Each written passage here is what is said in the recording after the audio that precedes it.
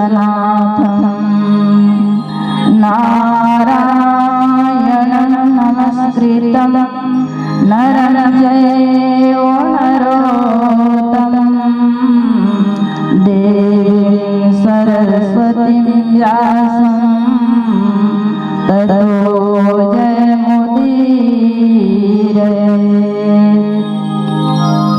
वासुदेवसुतं देवं कंसचाणूरमर्दनं देवकी परमानन्दं कृष्णं वन्दे जगद्गुरुं श्रीकृष्णाय वासुदेवाय हरे परमात्मने प्रणतक्लेशनाशाय गोविन्दाय नमो नमः। वंशी विभूषिता भगवान श्री कृष्ण की वांगमयी प्रतिमूर्ति श्रीमद्भागवत महापुराण को नमन बंदन करते हुए इस सत्संग सभा में उपस्थित संतों के चरणों को प्रणाम करते हुए इस सत्संग सभा पर समस्त भगवत प्रेमी रसिक जनों को नमन वंदन करते हुए आज हम सबों का परम सौभाग्य है कि हम सभी को आज कथा के नमन दिवस के संध्या कालीन वेला में हम सभी भी उपस्थित हुए हैं। सज्जनों, हम सबों का परम सौभाग्य है कि यह भगवान का अमृतमय कथा का रसपान करते हुए हम सभी कोई का जीवन यह समय हम सबों का व्यतीत हो रहा है। यह बड़ा ही बहुमूल्य समय और सौभाग्य का विषय है, आनंद का विषय है, क्योंकि भगवान का भक्ति करते हुए जो क्षण व्यतीत होता है उसी क्षण को धन्य कहा गया है, क्योंकि संतों ने कहा है कि धन्य घड़ी जब होई सत्संगा और धन्य जन्माद्विज भगति अभंगा। धन्य जन्माद्विज भगति अभंगा। यह संतों का दर्शन करते हुए हम सब कोई यह जो भागवत कथा का रसपान कर रहे हैं यह हम सबों का अति सौभाग्य है, क्योंकि संतों का समागम और भगवान का कथा मिलना इस धराधाम में बड़ा ही कठिन दुर्लभ कहा गया है, क्योंकि संत कहते हैं संत मिलन और हरि कथा, संत मिलन और हरि कथा तुलसी दुर्लभ दोए, सुतदारा और लक्ष्मी पापई के घर हो, सुतदारा और लक्ष्मी पापई के घर हो।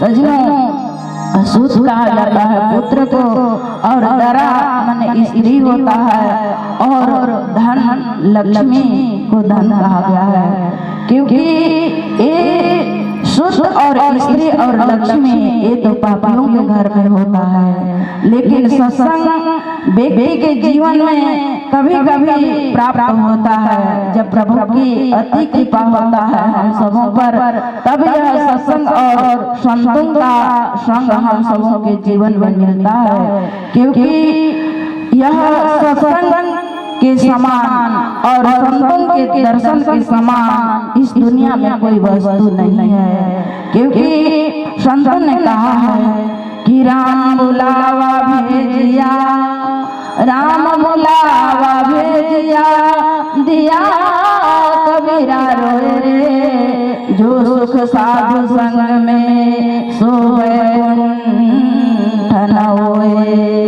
जो सुख साधु संत में सोए कुंठन होए। सजनों, यही मातृभूमि यह भारत भूमि में संतों का संग मिलता है, संतों का समागम होता है, संतों का दर्शन होता है और भगवान की कथा भी इसी मृत्यु लोक में सुनने को सौभाग्य प्राप्त होता है। यह स्वर्ग लोक में और वैकुंठ लोक में तो यह जीवन व्यर्थ चला जाता है, यह जीवन पशु के समान हो जाता है, क्योंकि संतों ने कहा है ऐसा न विद्या तपो न दानम शीलम न ज्ञानम गुणो न धर्म तेरी तिलोके भूमि भारभूता मनोस रूपे मृगा शरन्ति। वह जिसके जीवन में यश कीर्ति विद्या गुणशील धर्म नहीं है, वह इस भूमि पर भार रूप में है और वह पशु की भांति इधर उधर वह भटकते रहता है। जिस प्रकार से निर्मल स्वच्छ हो जाता है, आप सभी को पता है यह धरती पाप से इतना पीड़ित है और जब कोई महापुरुष यज्ञ कराता है तो यज्ञ से वह धरती भी पवित्र हो जाता है और वातावरण में कितने वायरस फैले हुए हैं, वह इस यज्ञ की आहुति से जब वायु रूप बनकर जब आकाश में वह वायु उड़ता है तो पूरा आकाश शुद्ध हो जाता है, पवित्र हो जाता है और हमारा मन भी निर्मल हो जाता है और सुंदर भारत भूमि में खेती होता है और किसान प्रसन्न होते हैं। इसीलिए पहले के बड़े बड़े ऋषि मुनि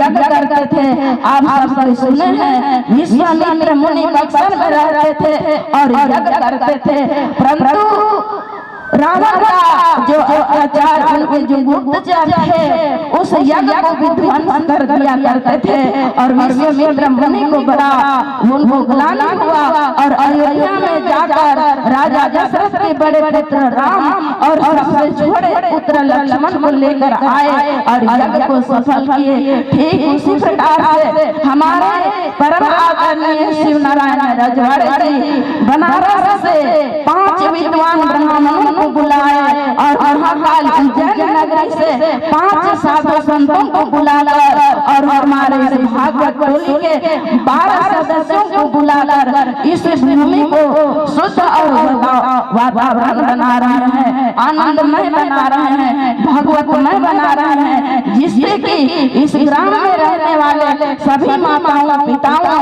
और जितने भी वृद्ध जितने भी पशु पक्षी हैं उनका जीवन धन्य और पावन हो जाए। जब गोकर्ण जी कथा सुनाए तब उस गांव के सभी चार सभी जीव जंतु भगवान के परम धाम को प्राप्त हो गए। ठीक उसी प्रकार से हम सभी को आज श्री नारायण जी के माध्यम से इस भक्तिमय अमृत कथा का रसपान करके उस परम पिता परमात्मा के उस गोलोक धाम को प्राप्त करेंगे। बोलिए भक्त और भगवान की। आइए मैं अपने वाणी को यहीं पर विराम देती हूँ क्योंकि महाराज जी उपस्थित हो चुके हैं। बोलिए वृंदावन बिहारी लाल की।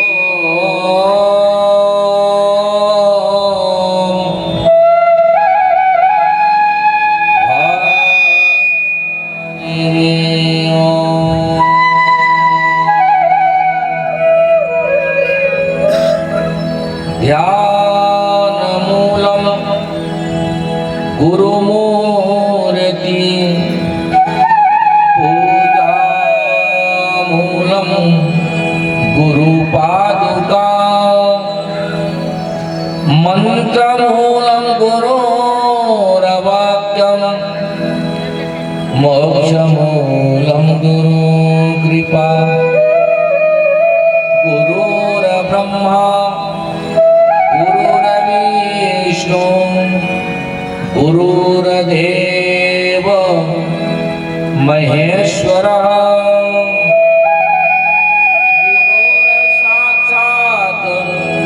परम ब्रह्मा तस्मै श्री गुरुवे नमः। आदुदेवकी देवं गर्भजननं गोपीगृहे वर्धनं मायापुतना जीवतापहरणं गोवर्धनोद्धारणं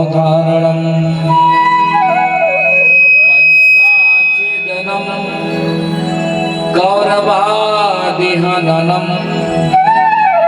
कुन्तेषुता पालनम् एतत् श्रीमद्भागवत पुराण कथितं श्रीकृष्ण लीलामृतम् या कुन्दे दुदुसारहार धवला या शुभ्रवस्त्रावृता या वीणावर्धन मंडित करा तबला में आवाज दीजिए, मुझे उठाई तबला को।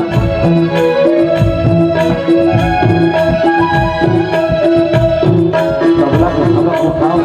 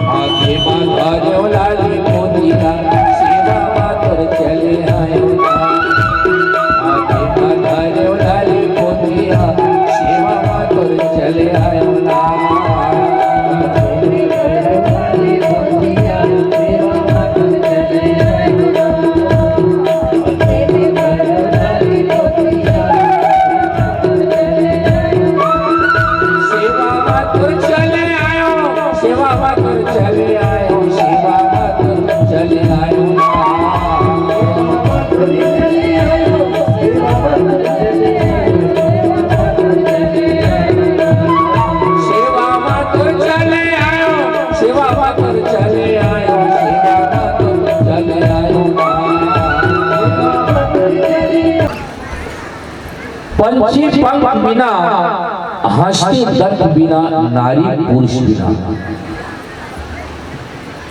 वेश्या पुत्र पिता बिना हीना तैसे प्राणी हरि नाम बिना।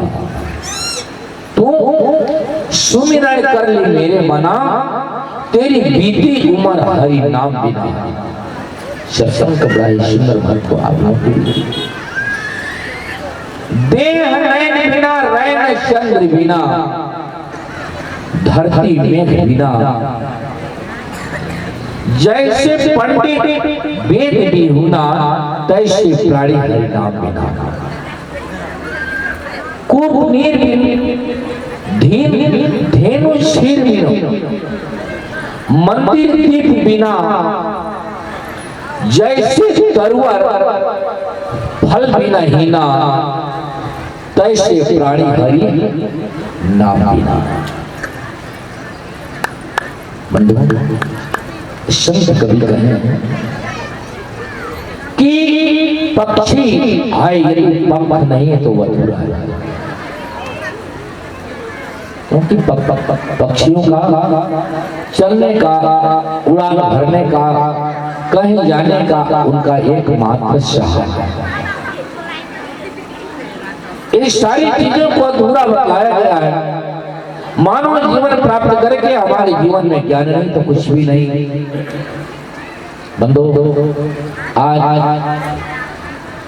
एक स्थान का एक सुंदर एक छोटा सा आप लोगों के बीच में प्रसंग, क्योंकि देने वाले दाता राम और मांगने वाले कौन है? दे रहा वह दाता है, मांग रहा है वह भक्त है। लेकिन भगवान के धामों में मांगने का सबों का अलग अलग तरीका है, अलग अलग तरीका है। एक बार 3 मूर्ति थे, उनका एक पुत्र था और भगवान भोलेनाथ माता पार्वती कहीं जा रहे थे। पार्वती जब देखा कि 3 मूर्ति चले जा रहे हैं, बेचारे दाने दाने के लिए तरस रहे हैं,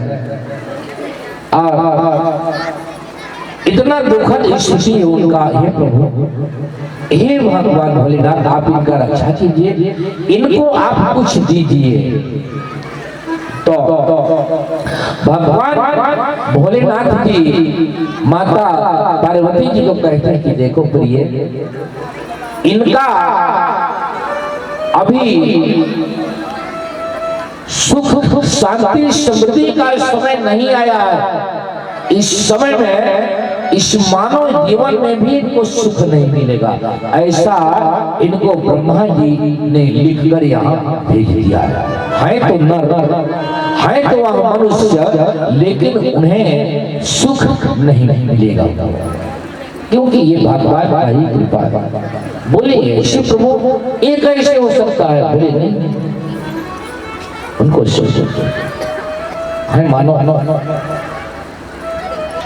नारी हट पार्वती जी हट करने लगे। भगवान भोलेनाथ जी से प्रभु आप कोई वस्तु ही नहीं दे हो रही, नाम ऐसा तो हो नहीं सकता है। बोले देखो पार्वती, इनको देने पर भी ये नहीं लेंगे।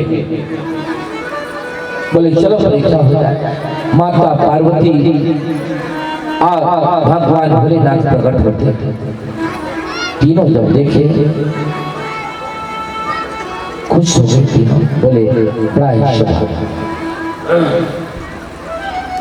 बड़ा ही हमारा सुंदर सौभाग्य जो आज हमारे सामने भगवान भोलेनाथ। बोले बेटा मांगो, जो मांगना है मांगो, इसी क्षण वह चीज पूरा होगा। तो उसका पति सीधा साधा था, उसकी पत्नी थोड़ा चंचल थी, वो आ गई सामने भगवान भोलेनाथ जी का। बोले प्रभु आप यदि हमारे ऊपर आप यदि प्रसन्न हैं और हमको यदि कुछ देना चाहते हैं तो मैं एक वर मांग रही हूँ। भगवान भोलेनाथ जी मुस्कुराते हैं, कहते हैं कहो। बोले प्रभु मैं संसार में जितनी भी जो स्त्रियां हैं, लक्ष्मी सरस्वती पार्वती जितनी भी जो देवियां हैं, सबसे सुंदरी बन जाओ।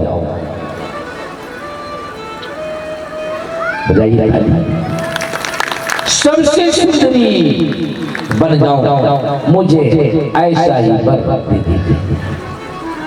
और भगवान भोलेनाथ मुस्कुराते हैं, बोले बेटा जाओ, तथास्तु ऐसा ही हो। और पार्वती भगवान भोलेनाथ अंतर ध्यान हो गए। चल रहे हैं और वह सुंदरी और उसके पति उसके पुत्र तीनों चल रहे हैं और वो स्त्री अपने शरीर को देख रही है, कितना सुंदर हूं मैं, कितना सुंदर हूं मैं। वो बार बार अपने ओर निहार रही है, बार बार निहार रही है और अपने पतियों को वह देख रही है, पुत्र को देख रही है। और उतने क्षण में अपने मन में विचार भी कर रही है कि काश कितना सुंदर मैं एक कोई राजमहल में रहता, कितना अच्छा लगता मेरे को। और वह उसी समय पीछे से एक राजकुमार घोड़े में सवार होकर आ रहा था। और जब तीनों को जब उस रास्ते पर वह राजकुमार जब देखा तो वह अपना जो घोड़ा है उसको ले जाके तीनों जहां थे वहीं पर खड़ा कर दिया और उस स्त्री को कहने लगा कि सुंदरी तुम यहाँ कहाँ जंगल पर चल रही हो, ये कौन है तुम्हारे? बोले ये मेरे पति देव। अरे बोले राम राम। और ये कौन है? ये बोले मेरा ये पुत्र है। बोले राम राम राम। तुम तो ठीक ठाक नहीं हो, तुम तो मेरे लायक हो और उस राजमहल में रहने योग्य हो। तुम इन भिखारियों के साथ तुम इस जंगल में चलना शोभा नहीं दे रहा है। तो मेरे साथ चला और तुम राजमहल में रहना है। और वह स्त्री जो वर मांगी थी भगवान भोलेनाथ से कि प्रभु यदि मेरे ऊपर आप दया करते हैं तो मैं अति सुंदरी हो जाऊं, वह सुंदरी उस घोड़े पर सवार हो गई। बोलिए राधे राधे। और वहां से वो सुंदरी चल बच्चे कौन इधर कौन बच्चे? उसके पिता के पुत्र। और जब चल रही है उसकी पत्नी तो इधर उसका जो पति है वो गुस्से से कांप रहा है। क्रोध बंदो स्वतः को खाता है। इसलिए संत कवि कहे हैं कि अंकुश भी यदि रखना है, अपने बस में रखना है तो क्रोध को रखो। अब खाना है अपने जीवन में तो गम को खाओ, गम समान भोजन नहीं जो कोई गम को खाए। अब आज वहां क्रोध से कांप रहा था। पुनः भगवान भोलेनाथ पार्वती माता पार्वती प्रकट हुए। बोले पुत्र अब तुम्हारी बारी है, मांगो मांगो जो मांगना है मांगो। गुस्सा से वह अपनी पत्नी की वजह से वह तो कांप रहा था। मैं विवाह करके लाया था और आज दूसरे राजकुमार के साथ ही चली गई। इसलिए बोले प्रभु यदि मेरे ऊपर आप प्रसन्नचित्त हैं और मेरे को यदि आप वर देना चाहते हैं तो मैं एक ही वर मांग रहा हूं। बोले कहो। बोले जाए मेरा जो स्त्री मुझे छोड़कर चली गई वो जहां भी जाए जहां भी रहे वो इसी क्षण सुअर बन जाए। बजाइए ताली। इसी क्षण वो सुअर बन जाए।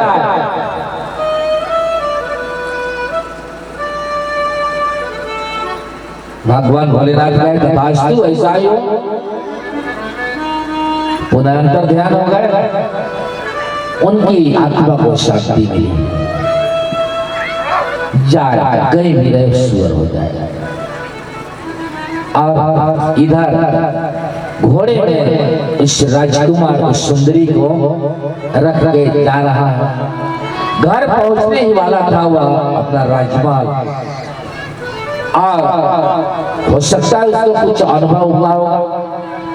पीछे जब मुड़ के वह राजकुमार देखा तो वहां सुअर बैठा है।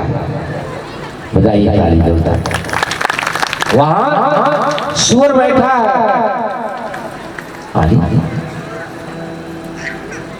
सुअर को जब देखा राजकुमार बोला ये तो बड़ा गजब हो गया, बड़ा बीच में फंस गया राजकुमार। अरे कोई देखा तो नहीं, इतना बड़ा राजपाट का मैं मालिक हूँ और मेरे घोड़े में सुअर को बैठाया हूँ, कोई देख तो नहीं लिया।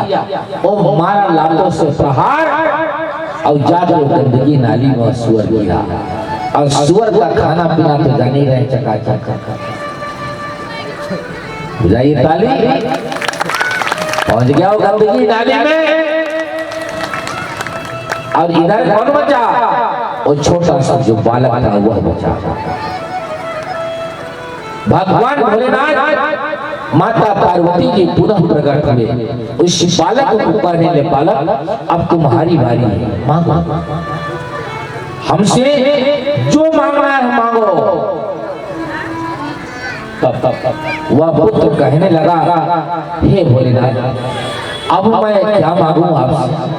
हमारे माता पिता जो मांगा था मांग लिए, अब मैं एक ही चीज मांग रहा हूँ आपसे कि जैसे मेरे माँ और मेरे पिताजी और मैं जिस प्रकार से जैसे हम लोग एक स्थान में थे उसी प्रकार हमको पुनः डाल दीजिए। और जैसा उनका गरीबी अवस्था था, जैसा उनका चलना फिरना था, वैसे पुनः तीनों के तीनों एक स्थान पर हो गए। पार्वती ने भगवान भोलेनाथ की चरण पकड़ ली, बोले प्रभु धन्य लीला आप। बोले देखो पार्वती, यहाँ इस धरातल के मानव उनको ज्ञान, वैराग्य, भक्ति, पूजा पाठ, दान दक्षिणा, संत क्या होते हैं, तीर्थ क्या होता है, 100 में कहीं 5 लोग इसको समझेंगे। सभी लोग 100 में 5 लोग। वैकुंठ का जब निर्माण किए भगवान, तो वैकुंठ का जब निर्माण किए तो गृह प्रवेश में सभी को बुलाया। बोलिए राधे राधे। आज आप सभी घर बनाते हैं, गृह प्रवेश होता है और जब गृह प्रवेश में बुलाए सभी देवी देवता पहुंचे वहां वैकुंठ धाम। और जब वैकुंठ में प्रवेश किए, पूजा अर्चना हुई तो क्या वैकुंठ तो वैकुंठ, सारे देवताओं का जहां आसन, सारी आत्माओं का जहां वास हो। काफी दिन तक भगवान भोलेनाथ माता पार्वती वहां वैकुंठ का आनंद लेने लगे। अंत समय भगवान विष्णु को भगवान भोलेनाथ जी ने कहा, प्रभु ये तो बड़े ही सुंदर यह वैकुंठ का निर्माण आपने किया, परंतु ये वैकुंठ किनके लिए आप बनाए हैं? बोले भगवान विष्णु कह रहे हैं, प्रभु हमारा ही एक अंश धरती पर है, जहां हमारा ही बनाया हुआ जीवन दान देकर एक अंश पृथ्वी लोक में भेजे हैं ताकि हमारा सुंदर प्रचार प्रसार करें। ऐसे मानव मात्र को इस धरती पर भेजा गया और जब वो अपना शरीर को छोड़ेंगे, अपने शरीर को जब त्याग करेंगे तो पुनः जो है उनका जीव आत्मा इसी वैकुंठ में कर्म के अनुसार सुंदर सुंदर स्थान पर उनको पुनः वहां बैठाया जाएगा। भगवान भोलेनाथ जी कहते प्रभु ये तो बिल्कुल सही, परंतु मैं अपने दिव्य दृष्टि से धरती के मानव को देख रहा हूं कि ऐसे ऐसे मानव इस धरती पर जीवित रहेंगे, जिनका ऐसे ऐसे व्यक्ति धरती पर जीवित रहेंगे जिनको ज्ञान, वैराग्य, संत साधु, तीर्थ व्रत, गुरु क्या होता है, माता पिता क्या होता है, भाई बंधु क्या होते हैं, कोई किसी का इतना पाप, इतना धरती में पाप बढ़ जाएगा कि धरती माता सबके सब पाप को उसके सिर पर डालकर और जब इस वैकुंठ धाम में भेजेंगे तो कैसे आप उनको प्रवेश करेंगे? बोलिए राधे राधे। आज मानव का किया हुआ पाप धरती पर नहीं रहता है, ध्यान से सुनिए। चाहे वो पापी हो, धर्मी हो, कुधर्मी हो, चाहे बुद्धिजीवी हो, चाहे ज्ञानवान हो, किया हुआ जो पाप जीवन भर वो पाप का जो कमाई किया, अंत में उसको धरती माता एक पोटली बनाकर उसी के सिर में रखकर उसको भेज देती, जाओ वहां दिखाना जहां तुम भगवान से वचन करके आए थे कि हम यहाँ आके पुण्य करेंगे, यही पाप का पोटली को जाकर तुम दिखाई रहो। तो आप इस धरा धाम में, इस वैकुंठ लोक में कैसे उनको प्रवेश कीजिएगा? भगवान भले मुस्कुराए, भगवान विष्णु कहते हैं ये तो सही बात है। अब क्या करें? अब क्या करें? अब क्या होगा? अब क्या करें बंधु? भगवान विष्णु एक 100 योजन नरक का निर्माण किए। बजाइए 100 योजन, एक योजन का 4 कोस होता है। 100 योजन नरक कुंड तैयार किए और वहां कितने दुर्गंध मांसों को, हड्डियों को, रुधिरों को, मरा हुआ, गला हुआ, जितने भी जो जीव पदार्थ सबको वहां डाला गया और कर्म के अनुसार यमराज उस जीव को ले जाके उसी नरक में वह डाल देता है। भगवान जब वैकुंठ बनाया, भगवान ने जब मानव बनाया, तो फिर यहाँ फर्क क्यों, पर्दा क्यों? क्योंकि संत कभी कहे ना कि बड़े भाग्य मनुष्य तन पावा, सुर दुर्लभ सद ग्रंथहि गावा।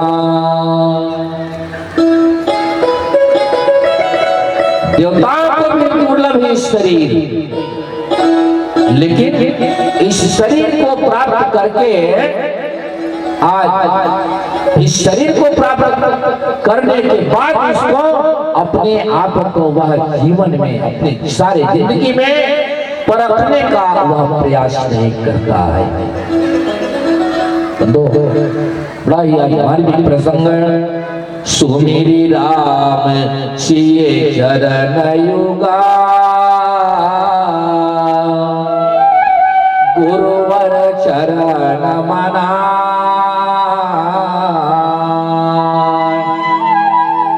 लिखे पुरातन में कथा, सोई कहूं अब गा।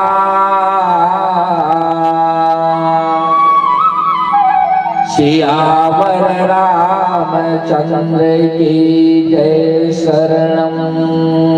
आज भगवान से मांग करते हैं मंदिरों में जाकर। बंधु कैसे मांग करना चाहिए भगवान से? भगवान से क्या मांगे?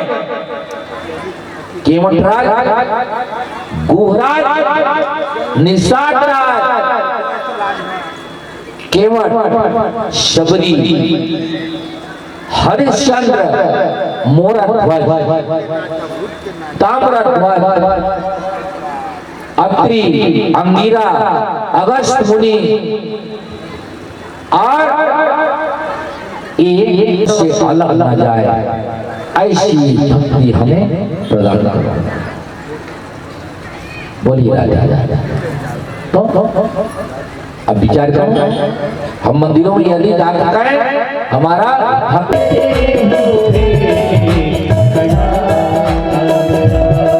मैं तो मंदिर गया, पूजा आरती की, पूजा करते हुए खयाल आ गया।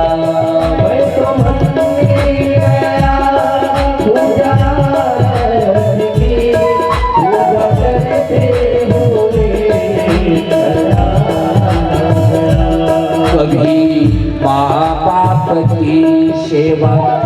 किया ही नहीं, कभी माँ बाप की सेवा किया ही नहीं, फिर पूजा के करने से क्या फायदा, कभी माँ बाप की सेवा श्री राम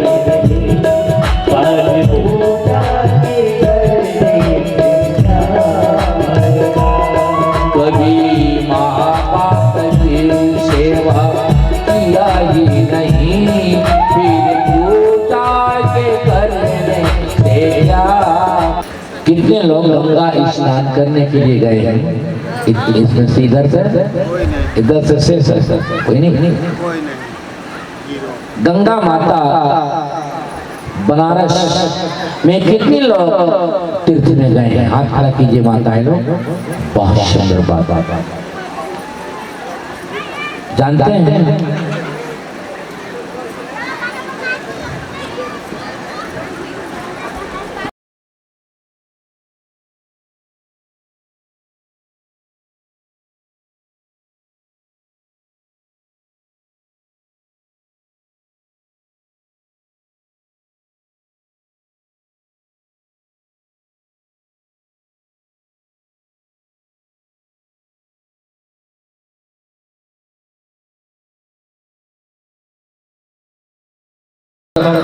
इनका सुंदर सम्मान मान सम्मान करते हुए हमारे बीच यज्ञकर्ता शिव नारायण जी मस्तक पर इनके तिलक लगाइए, जोरदार ताली बजाइए।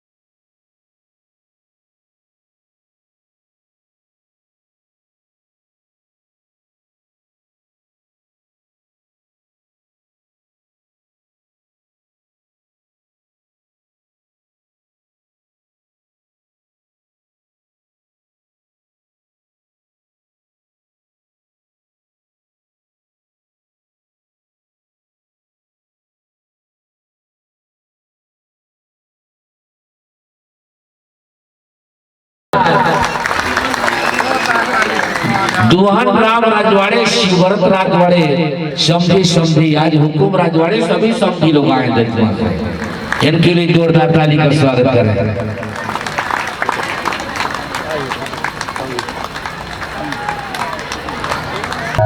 श्री कमलेश राजवाड़ी का स्वागत कर रहे हैं।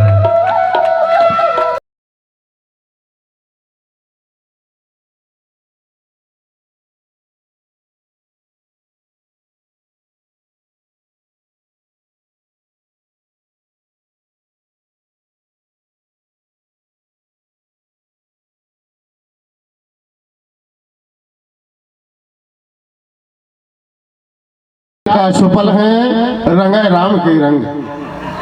ये सौभाग्य है आपका हमारा जो आज 8वां 9वां दिवस हो रहा है।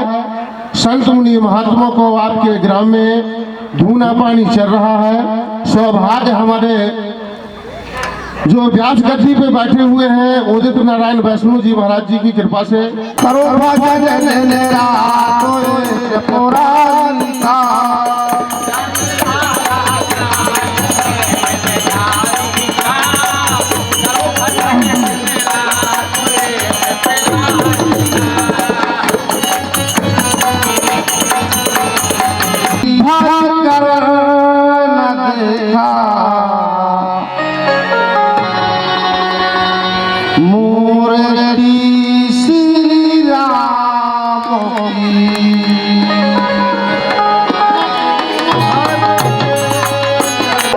प्रजापति पिता भूपेश्वर 31 किलो चावल 151 रुपए का दान किया है।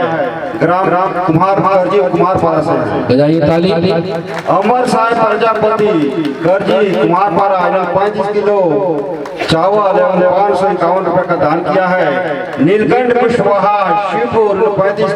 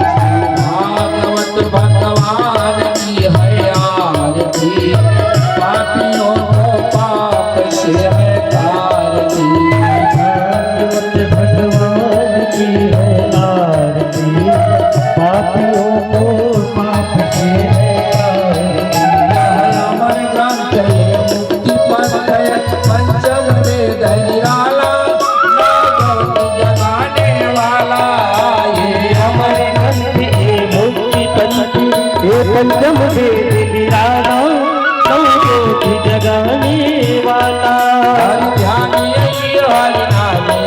हरि नाम हरि नाम सतमंगल की आरती पापों को पाप से हटाती।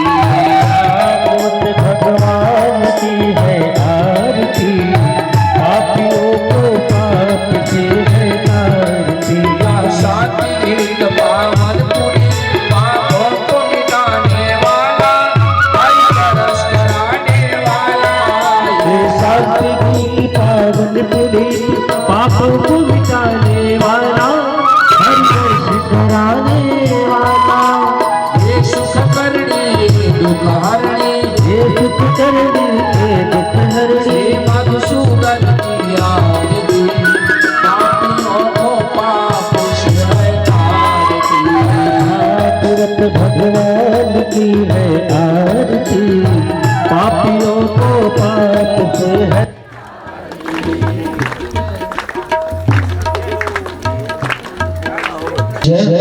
जो जहाँ खड़े वहीं से एक परिक्रमा घूम जाइए दाहिना। ओम दंताय विद्महे वक्रतुंडाय धीमहि तन्नो दंतिः प्रचोदयात्। ओम तत्पुरुषाय विद्महे महादेवाय धीमहि तन्नो रुद्रः प्रचोदयात्। श्यामा की जय दशरथ पवन चारों भाइयों की जय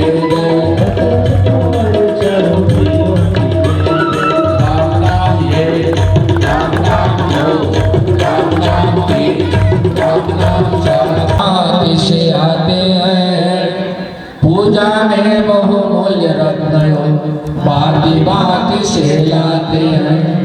मैं उन्हें गया कि जन मैया साथ ने अपने कुछ लाया।